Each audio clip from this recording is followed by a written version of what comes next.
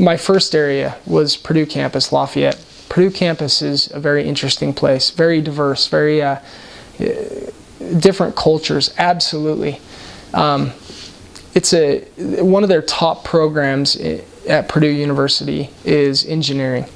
I need to be careful how I put this, but a lot of times when you run into people who are very smart, very intelligent, those tend to, I use that term very, very loosely, those tend to be people that don't necessarily want to talk about God. They want to figure out the universe on their own. And of course, figuring it out on their own, of course, they're learning things that God is allowing them to have, which, sometimes we forget. Anyway, there on campus, there hadn't been 2.5 years prior to me arriving there and me and Elder Watts working together, there hadn't been a baptism for about 2.5 to 3 years. They'd had some troubles, and they hadn't. It was very hard to find those people that were ready and not just to hear what you had to say, but to progress and to want to continue to listen. And I went out on fire. The first person I ever taught on campus, my first day there, his name is Gareth Yauman. This was back in 2000, in January of 2000, February. Gareth Yauman. And I gave him a Book of Mormon. I bore my testimony to him. My companion stood right next to me and allowed me to try and go through a first discussion right there on campus with him. And I did terrible. But I bore my testimony with all the energy of my soul. And I believe I touched him. And he said, yeah, I would be willing to listen to you guys again. And unfortunately, he didn't show up for the appointment. But I called him every Sunday for the next 4 Sundays and invited him to church. And on the 5th Sunday, I called him. And I remember this perfectly. The 5th Sunday, I called him. I said to him, Gareth, would you like to go to church with us? I'm just calling out to see if this Sunday would work for you. Because it's, all the other ones, just there's something that was in the way. And he said, Elder Gregson, and he knew my name and he used it. He said, Elder Gregson, I really appreciate you calling, but I'm just not interested, and you can move on. And I remember hanging up the phone, and I remember in my heart and in my mind, I felt that I'd let down one of my brothers.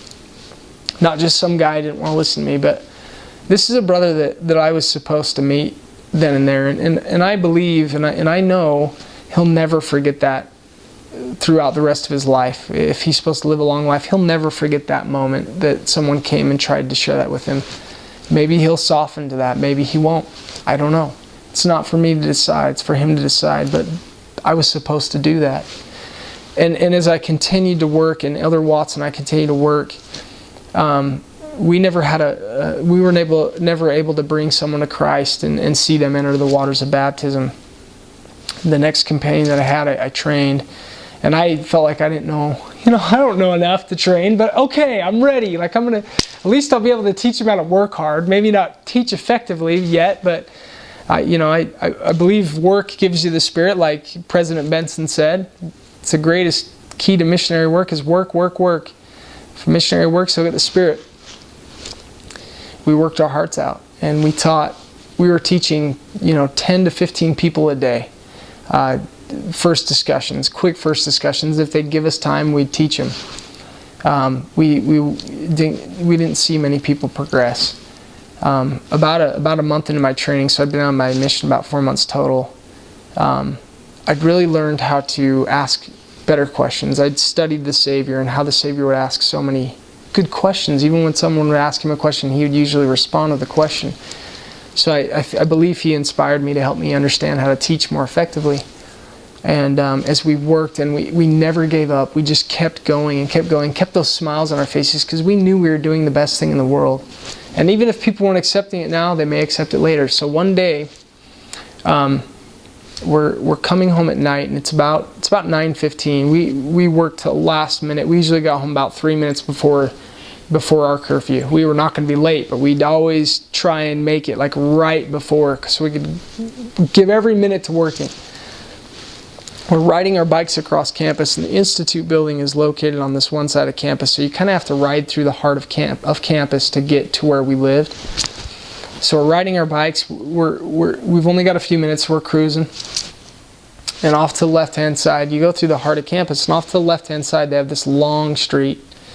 And at the end of this long street, I could see a figure walking underneath the kind of a street light, just a shadow. But you could see the presence of a man down there. It's probably I would say about a half a mile or so, maybe even closer to 3/4 a mile, somewhere around that. It was quite a ways. And as we rode past and we were going fairly fast, I had a feeling, need to go talk to that man. And I thought, well, man, if I go talk to him, I'll be late. I can't be late. And I had the feeling again, you need to go talk to him. And everything's going to be okay. You need to go talk to him. So I yelled at my companion, "Other fan, stop, hold on. We need to go talk to this guy. And we'll be real fast. We need to get home on time. We'll be real fast." So we cruise down there, and here are these two guys pedaling on their bikes as fast as they can. I'm sure this guy was scared to death. His name is Yi Ching Yao. Yi Ching Yao from Indonesia. We rode up to him. He was walking home. He had McDonald's bag in his hand, and we pulled up to him. We said, "Why are you walking home? It's such a late hour. What's going on?" He said, I just got done studying, and I've got a big test coming up in engineering, of course, chemical engineering. And he said, I was hungry. I wanted to go get some food, and I just felt like walking to McDonald's. So we started to talk to him, and did a kind of a very quick first discussion. We still wanted to try and be obedient, but we took our time. And you could tell he felt that something was happening. I'm out walking to McDonald's at 9:30, almost 9:30 at night. I don't normally walk. I usually get in my car and drive somewhere. But tonight I studied long. My brain hurts. I'm walking. Getting some fresh air. I don't do that all the time.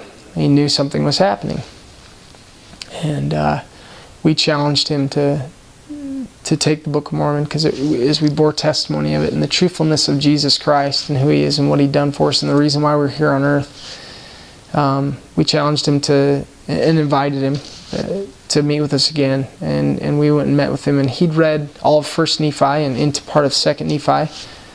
Came from a background where he was Buddhist. He had no understanding of Christ. I mean, he'd heard the name Jesus Christ, but he had no understanding of Christ, the atonement, premortal life, anything.